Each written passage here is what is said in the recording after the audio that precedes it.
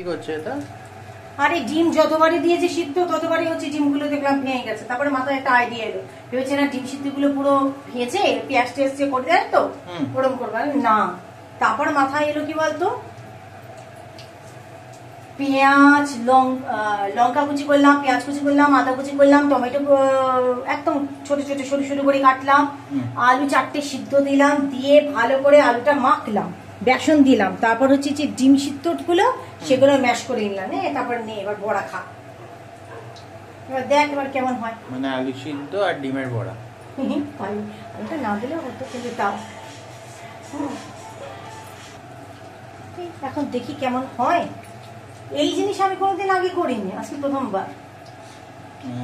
ছোট ছোট করতে হচ্ছে না? ছোট ছোট করাটাই ভালো। আমার হাত তো আবার সেই রুটির মতো বড় হয়ে যাবে, রুটির লেজের বড় হয়ে যায়। সিমে করছো?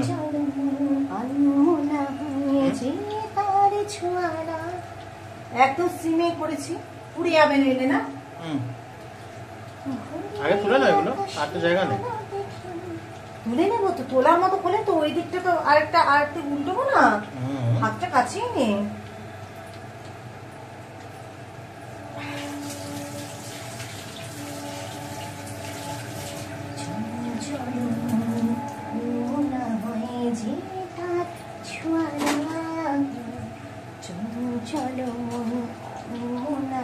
আটকে গেছে নাকি?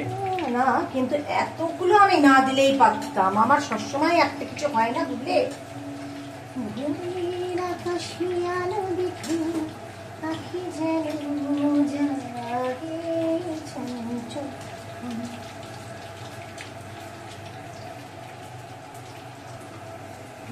হয়েছে বললো।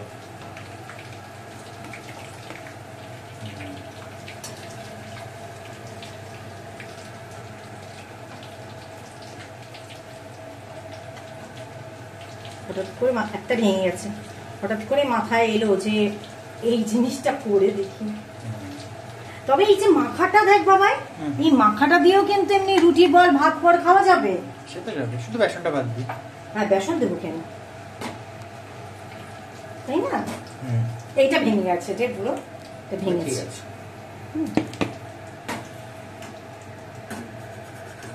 আর একটু ফুলে ফুলে ফুলে ফুলে তো না, এগুলো আবার ফুলে যাবে, কালো হয় না পরেরটা দিলে। আরে সে ডালে বড়া করলেও তুই দেখবি পেঁয়াজটা খোলে। পেঁয়াজ তো খোলার জন্যই আছে।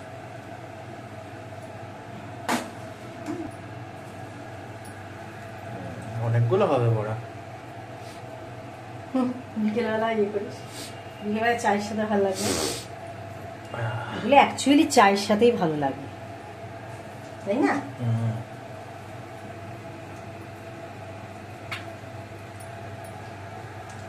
ফেনাটা কুসুমটা আছে না, তার জন্য ফেনাটা হচ্ছে। চলো, আমার তো সব ভাত হয়ে গেছে, এদিকে হচ্ছে ডাল, এদিকে হচ্ছে পটলের তরকারি, এদিকে হচ্ছে ডিমের তরকারি। আমি আবার কি পটলের বিচিগুলো ভেজে আমি খাই, পটলের বিচিটাতে তো তোর বাবার আবার দাঁতে লাগে।